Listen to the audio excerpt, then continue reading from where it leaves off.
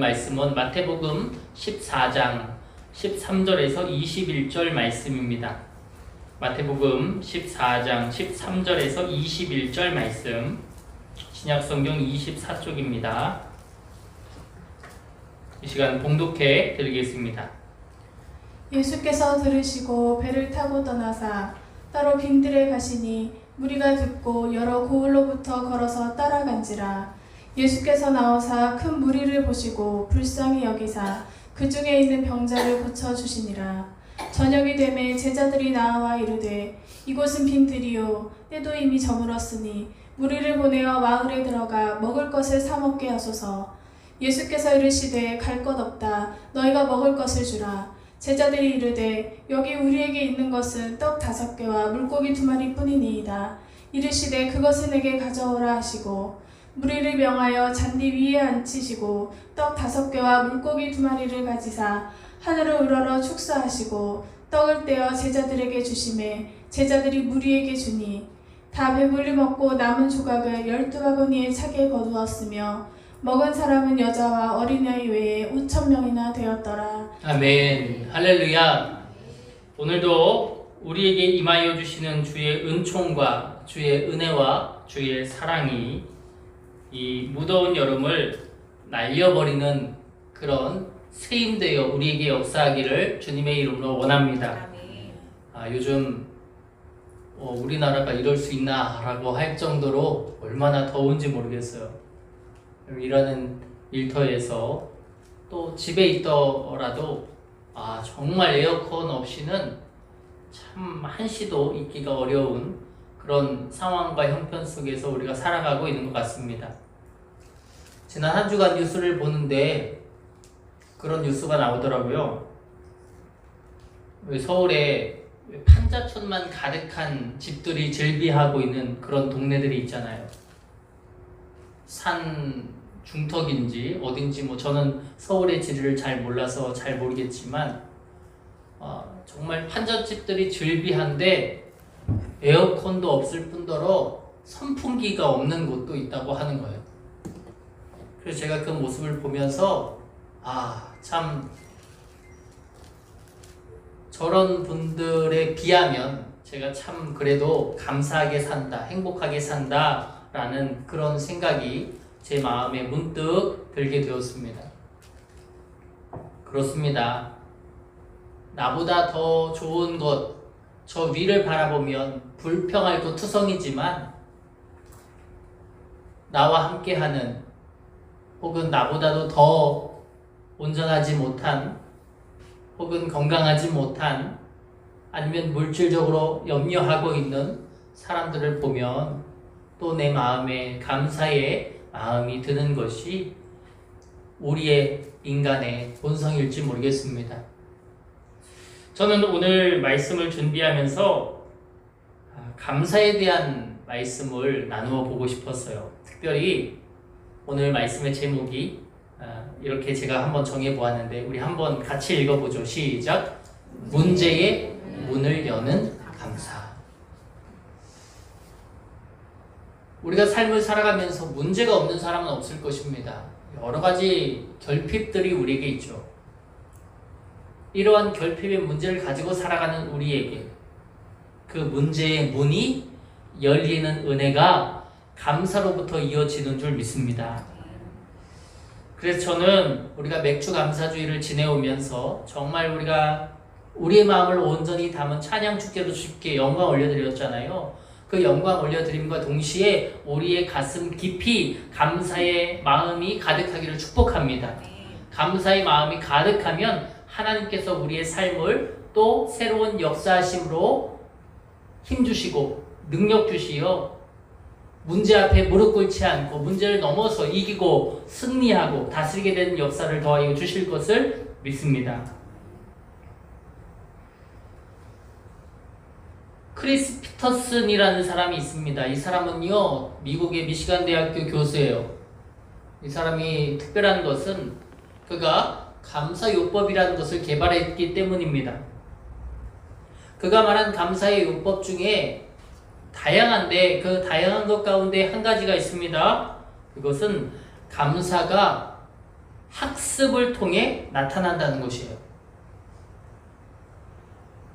그는 감사를 학습하면 놀라운 사람에게 있어서의 변화가 일어난다라고 말합니다.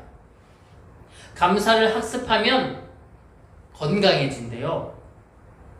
감사를 학습하면 몸과 마음이 아플 때 치료와 회복의 효과가 있다는 것을 그가 과학적으로 입증하게 되었다고 합니다. 여러분, 몸이 아픕니까? 감사하시기를 원합니다.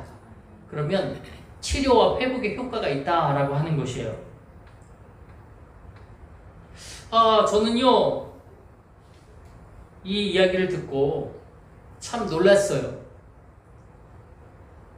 감사는 하나님께서 우리에게 주신 최고의 은혜의 표현인데, 그런데 그 감사가 치료와 회복의 효과까지 있다니요. 얼마나 놀랍습니까? 저는 그 감사의 여러 가지 고백 속에 오늘 본문을 발견하고 이 본문을 묵상하게 되었습니다. 오늘 본문은요, 우리가 잘 아는 말씀입니다. 마태복음 14장 13절에서 21절 뿐만 아니라 오늘 본문은 사복음서 모두에 등장하는, 마태, 마가, 누가, 요한복음에 다 등장하는 말씀이에요. 바로 오병이어의 기적에 대한 이야기이죠.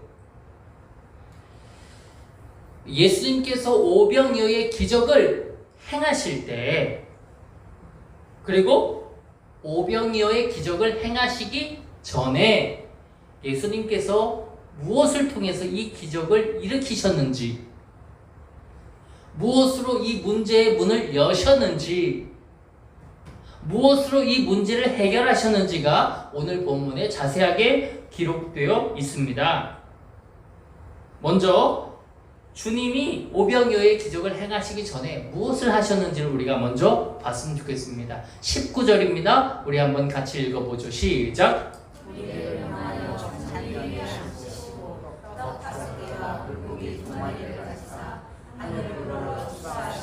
아멘.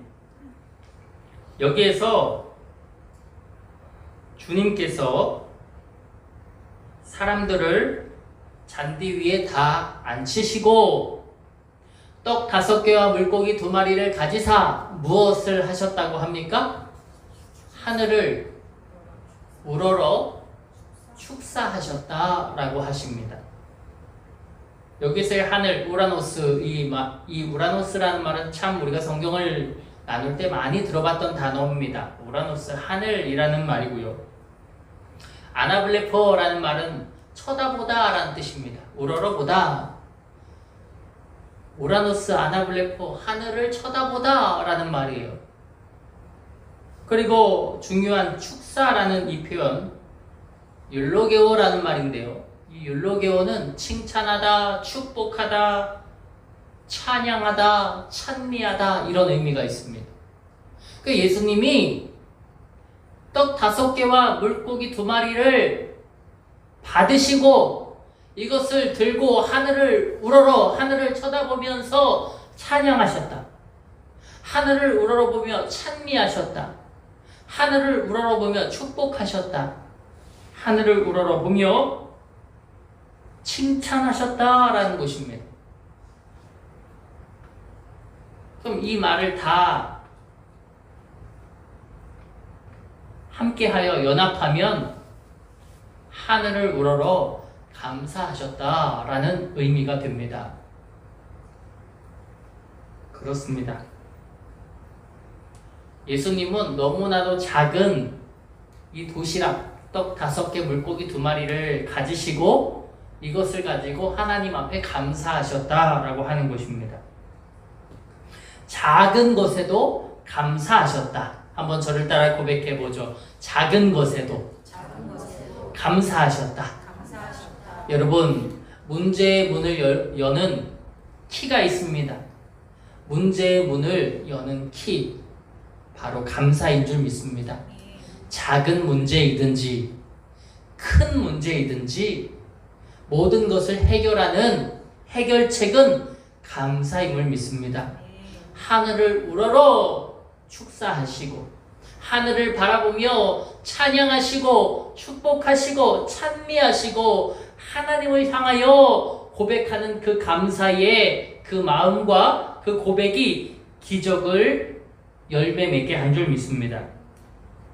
사랑하는 여러분, 그렇습니다. 감사는 큰 축복과 기적으로 이어진다는 사실을 기억하시길 원해요. 그런데 여기서 간과해서는 안 될 큰 부분이 있습니다. 바로 문제 해결의 중심엔, 문제의 문을 여는 중심에 예수 그리스도께서 계시다라는 사실입니다. 아무리 좋은 감사를 해도 주님께 하는 게 아니라 다른 것에 한다면, 다른 목적을 두고 한다면 우리에게 큰 기적은 없습니다. 그러나 주님께 올려지는 그 감사는 문제 해결의 열쇠, 문제의 문을 여는 기적을 행하게 되리라 믿습니다. 그렇다면 모든 문제를 해결하기 위해 우리에게 필요한 것이 무엇일까? 우리가 조금 더 오늘 본문을 보면서 살펴보고자 합니다. 먼저 문제가 해결되기 위해서는, 문제의 문이 열려지기 위해서는 예수님이 함께 하실 때, 또 함께 계심을 믿을 때 문제가 해결된다는 사실을 기억해야 될 것입니다. 예수님의 말씀을 들으려고 수많은 사람들이 모였어요. 온종일 주님의 말씀을 듣고 나누었기 때문에 많은 사람들이 배가 고팠습니다. 시장했어요. 그건 예수님도 제자들도 마찬가지였을 것입니다. 많은 사람들이 모였기 때문에 그 사람들에게 대접할 것이 있으면 좋을 텐데, 그런데 아무것도 나누지 못했습니다. 그런 터라 제자들은 걱정이 됐습니다. 저 많은 사람들한테 뭔가 먹을 거리를 주면 좋을 텐데, 마실 거라도 주면 좋을 텐데 라고 하는 그러한 생각이 들었습니다. 이런 상황에서 제자들은 그들을 어떻게 먹일까 고민하게 됩니다. 그러나 여기서 제자들은 중요한 부분을 놓치고 있었습니다. 그들 곁에 모든 문제를 해결해 주실 수 있는 예수님이 계시다는 사실입니다. 그 사실을 제자들은 잊어버리고 있었습니다. 문제를 해결하여 주실 수 있는 분 누구세요? 예수님. 예수님은 문제를 해결해 주실 수 있는 분임을 믿습니다. 주님은 모든 문제를 해결해 주실 수 있습니다. 모든 문제 위에 주님이 역사하시고 다스리심이 있다라고 하는 것이에요. 그런데 제자들은 몰랐어요. 옆에 떡하니 능력자이신 분이 계신데 그걸 잊고 걱정만 했다. 전전긍긍했다라고 하는 것입니다. 예수님을 잊어버리고 있었기 때문에 탄식했습니다. 예수님을 잊어버리고 있었기 때문에 포기했습니다. 예수님을 잊어버리고 있기 때문에 절망했고요, 눈물이 났고요, 불평했고요, 염려했습니다. 마태복음 8장에 보면 비슷한 내용이 나옵니다. 우리 한번 성경을 먼저 읽어보죠. 마태복음 8장 24, 25절인데요. 같이 읽어봅시다. 시작. 바다에 큰 놀이 일어나 배가 물결에 덮이게 되었으되 예수께서는 주무시는지라 그 제자들이 나와 깨우며 이르되 주여 구원하소서 우리가 죽겠나이다. 아멘. 예수님과 제자들이 배를 타고 항해하는데 풍랑을 만나 파선할 위기에 처했습니다. 제자들이 이렇게 보니까 예수님이 저렇게 풍랑이 불고 파도가 치는 듯 하는데 예수님이 주무시는 거예요. 예수님을 깨우면서 그들이 뭐라고 합니까? 이르되 주여 우리가 지금 죽게 됐어요. 우리를 구원해 주세요. 라고 하고 있는 것이에요. 사랑하는 여러분, 예수님이 옆에 계신데, 예수님이 함께하고 계신데 그분의 능력을 믿지 못하고 두려워했던 것입니다.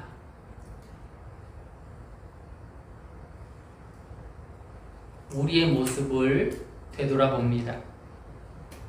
우리의 삶과 가정과 사업장과 일터에서도 우리는 수많은 어려움을 마주합니다. 그러나 여러분 꼭 기억하십시오. 예수님이 계시면 해결된다는 것을 말입니다. 인생의 어려움 속에서도 예수님이 계시면 해결됩니다. 그러므로 우리는 늘 예수님을 바라보며 예수님을 의지해야 합니다. 옆에 계신데도 의지가 안 되는 제자들, 우리도 똑같죠. 예수님이 내 안에 계신다고 하는데, 예수님이 나와 함께 하신다고 하는데, 그래서 오늘도 아침부터 주님 앞에 나와 예배하고 있는데, 그런데도 불구하고 우리의 삶 속에서 예수님을 잊어버리고 살 때가 많다라고 하는 것입니다. 여러분, 예수님을 기억하시기 원합니다. 삶 속에서도 기억하시기 원합니다. 문제 앞에서도 기억하시기 원합니다. 문제의 문을 열어주실 것을 믿습니다. 우리가 주님을 의식할 때, 주님을 의지할 때 우리 안에, 우리 곁에, 우리 마음 안에서 예수 그리스도가 계시다는 것을 믿을 때 우리에게 평안과 소망이 깃들게 될 줄 믿습니다. 또 하나, 예수님께서 우리를 불쌍히 여기실 때 문제가 해결된다라는 사실이에요. 저는 오늘 본문에서 귀한 것을 바라보게 되었습니다. 5,000명을 먹이신 사건을 기록한 사복음서, 앞에서 제가 설명드렸던 마태복음, 마가, 누가, 요한복음에도 다 이 오병이어의 기적에 대한 이야기가 나옵니다. 그 가운데 마태복음 14장 14절 말씀을 보면 이렇게 표현하고 있어요. 우리 같이 한번 읽어보죠. 시작. 예수께서 나오사 큰 무리를 보내시고 어떻게 해야 돼요? 어떻게 해요? 불쌍히 여기사 그 중에 있는 병자를 고쳐 주시니라. 아멘. 주님이 나오셔서 무리를 보셨는데요, 그 무리를 보니까 어떤 마음이 드셨다는 거예요? 불쌍히 여기는 마음, 긍휼을 베풀고 싶은 그 마음이 드셨다는 것입니다.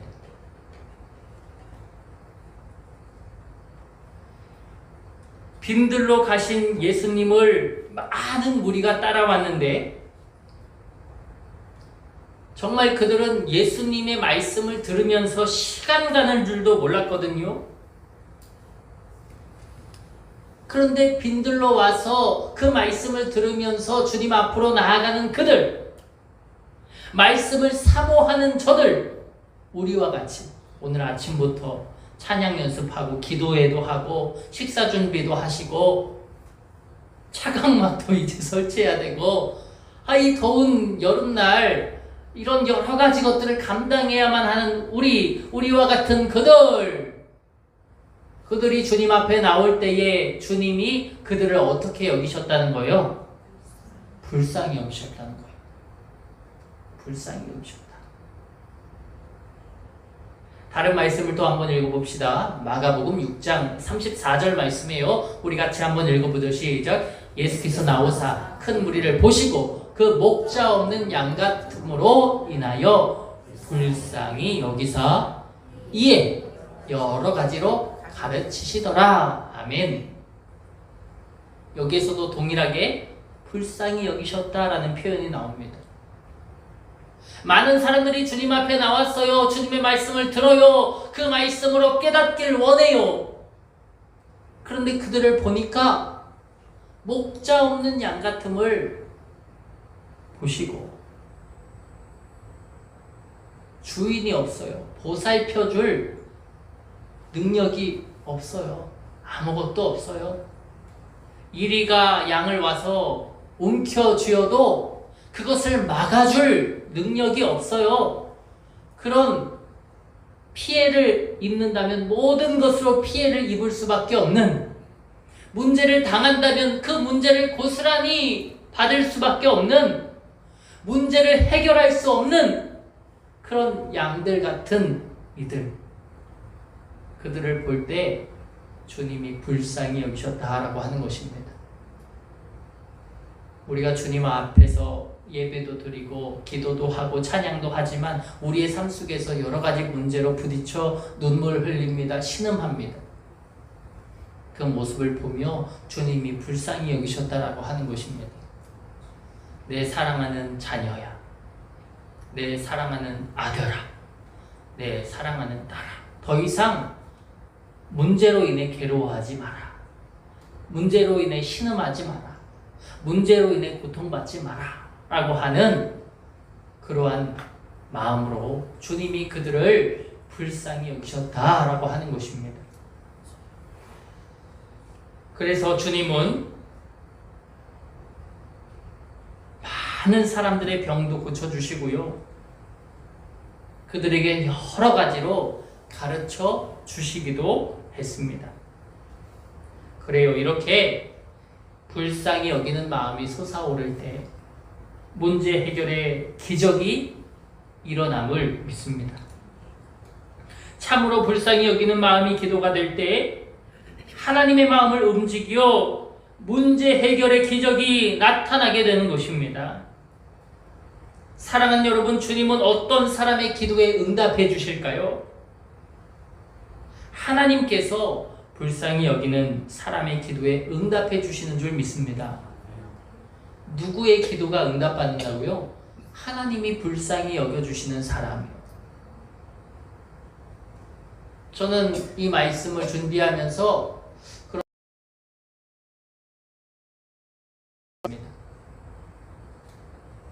그러다가 한 여자가 생각났어요. 이름은 한나. 한나는 아무것도 기대할 곳이 없었습니다. 아무것도 의지할 곳이 없었습니다. 오직 그가 의지하고 그가 기대할 분은 하나님, 하나님 외에는 기대하고 의지할 것이 없었습니다. 그래서 그 슬픔을 따라 성전으로 오게 됩니다. 목소리도 낼 수 없었어요. 촤 부르짖을 수도 없었어요. 성경에 보면 큰 소리도 내지 못하고 혼잣말로 중얼중얼거렸다. 엘리 제사장이 보고 오해하잖아요. 저 여자 술 취했나 보다. 그래서 저렇게 중얼중얼거리면서 기도하나 보다. 그 슬픈 마음을 누가 아십니까? 주님이 아시는 줄 믿습니다. 아무데도 기댈 곳 없어. 아무데도 의지할 곳이 없어. 이 고통을 감내할 길이 없어요. 누구에게밖에는 토로할 곳이 없어요. 주님에게밖에는 토로할 곳이 없어요. 주님께 나옵니다. 기도합니다.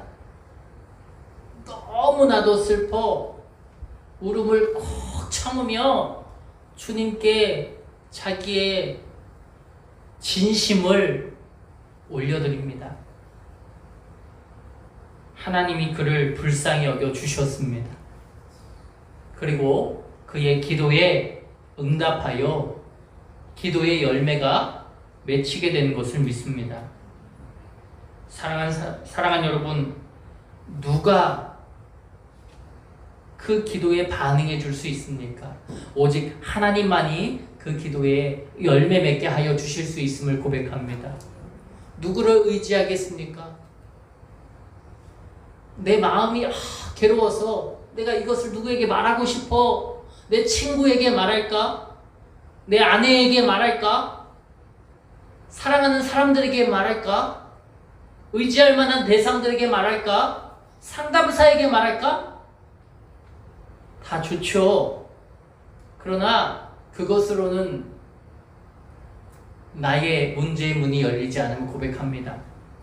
당장은 시원할 수 있겠지만 그것이 내 기원의 문제를 해소해주지 못한 내 해갈을, 내 갈급함을 해갈해주지 못한다라고 하는 것을 고백합니다. 한나의 기도에 반응해 주신 것은 주님이십니다. 주님이 그의 문제를 해결해 주셨던 것을 고백합니다. 그렇습니다. 한나는 주님께 나아갔습니다. 한나가 마음이 괴로워서 여호와께 기도하고 뭐 했대요? 통곡하며 서원하며 이르되 다른 것에는 기대할 바가 없어 주님께만 나아갔던 그의 마음이 이 말씀 안에 고스란히 담겨 있습니다. 사랑하는 여러분, 문제가 있습니까? 를 원합니다. 우리 지난번에 새가족 교육을 마치고 제가 부탁을 드렸죠. 기도의 제목을 좀 제게 알려주시면 제가 기도문을 적어서 드리겠다고 말씀을 드렸습니다. 그리고 우리 성도님이 기도문을 제게 기도의 제목을 제게 적어주셔서 제가 그것을 가지고 기도문을 만들어서 우리 성도님께 드렸어요.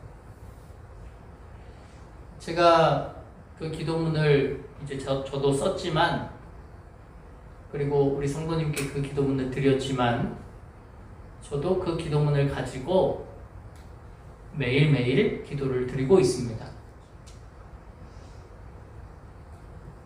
제가 우리 성도님을 위해 기도한다고 해서 그 기도가 빨리 이루어지고, 안 기도한다고 해서 늦게 이루어지고 이런 건 아닐 겁니다. 다만 주님은 그 성도님의 갈급한 그 심령을 보신다고 하는 것입니다. 그 성도님의 중심을 보신다는 것이에요. 하나님이 그 마음을 보시고 그 문제 가운데 정말 그가 기도하는 그 고백으로 말미암아 주님께 나아간다면 하나님께서 불쌍히 여기실 것입니다. 우리가 우리의 문제들을 나열하면, 그리고 그 나열한 것을 읽으면 얼마나 우리가 처량해지는지 모릅니다. 저도 제 기도문을 쭉 적어보면, 그것을 읽으면 얼마나 그 삶이 처량한지 모릅니다. 내가 내 기도를 읽어도 참 내가 불쌍한데 하나님은 오죽하실까? 그러나 아무리 처량한 기도가 가득한다 해도 내가 주님께 토로하지 않으면, 주님께 기도하지 않으면, 주님께 통곡하지 않으면 아무런 열매도 거둘 수 없음을 고백합니다. 여러분, 중보기도하는 것도 좋고 교회를 위해 기도하는 것도 좋고 다른 이들을 위해 기도하는 것도 좋습니다. 중요한 것, 자기 자신을 위해 기도합시다. 나를 위해서 기도하는 거예요. 내가 오직 주님만 의지하고 주님께 맡기고 주님을 의식하고 나의 모든 문제들을 주님께 내려놓고 기도할 수 있는 그런 믿음과 마음이 우리에게 있기를 소원합니다. 문제에 사로잡히지 말고 문제 속에서 신음하지 말고 오직 그것을 넘어서 우리의 문제의 문을 여시는 주님을 믿음으로 바라보게 되길 축복합니다. 이렇게 하나님께서 우리를 불쌍히 여기실 때 우리의 기도의 문은 열리게 되고 기도의 응답이 우리에게 임하게 될 것임을 고백합니다.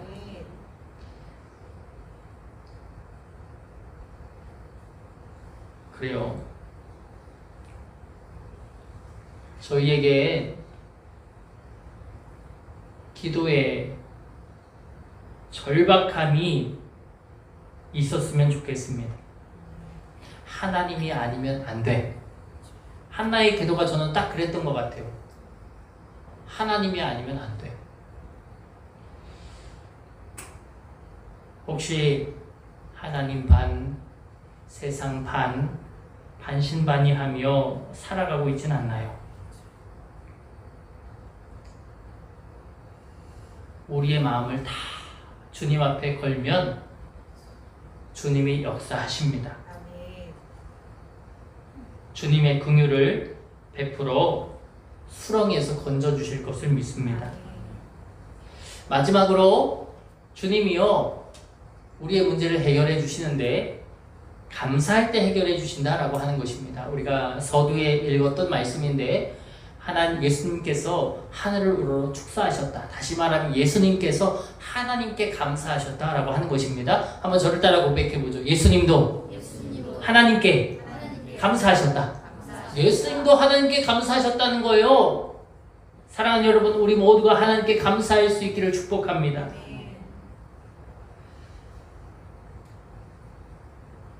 예수님도 하나님을 경배했다. 하나님께 감사했다. 하나님을 찬양했다. 율로게오, 그렇죠? 칭찬하다, 축복하다, 찬미하다, 찬양하다. 예수님도 하나님께 경배했습니다. 경배할 때 놀라운 권세가 임했습니다. 물고기 2마리, 보리떡 5개, 이것에 놀라운 기적이 임했습니다. 5,000명이 먹고도 남을 놀라운 권세가 임했습니다. 많은 사람들이 그것을 경험했습니다. 그것을 먹고 배불렀습니다. 영적으로 배불렀던 그들이 이제 육적으로도 배부르게 되었던 것이에요. 어떤 사람은 우리가 예수님을 믿으면 영적으로 축복받는다라고 말합니다. 맞습니다. 영적으로 축복받습니다. 영적으로 나음을 입습니다. 영적으로 힘이 생깁니다. 그런데 영적으로만 아닙니다. 주님께 나음을 입는다면 우리는 영적으로도 육적으로도 새 힘을 얻게 될 것을 믿습니다. 우리의 삶 자체가 주님 안에서 변화되게 되어지는 것입니다. 거듭나게 되어지는 것입니다. 살아가는 삶 속에서 힘을 얻게 되는 것입니다. 능력을 얻게 되는 것입니다. 소망을 얻게 되는 것입니다. 그래서 우리의 입술이 달라지고 우리의 성품이 달라지게 되는 것입니다. 안 된다고 여겨지는 그 불가능의 기로에서 할 수 있다고 해보자고 하나님이 역사하시면 된다고 하는 그런 입술에 긍정의 역사가 나타나게 되는 것입니다. 다윗이 그러했죠. 골리앗을 만났을 때에 누가 봐도 저 거인을 이길 수 없습니다. 모든 사람이 다 만류했습니다. 그러나 다윗은 고백하잖아요. 내가 만군의 여호와의 힘으로, 만군의 여호와의 이름으로 내가 너에게 간다. 할렐루야. 입술이 달라지는 거죠. 누가 봐도 불가능한데 지민이하고 엄지민하고 김지민하고 싸우는 건데 엄지민하고 김지민하고 이건 말이 안 되죠. 게임이 안 됩니다. 그런데 그 불가능한 것에 긍정의 힘, 주님의 힘이 더해지니 이기게 되는 것입니다. 여러분, 주님이 주시는 능력을 가지고 사시기를 축복합니다. 안 돼. 아유, 힘들어.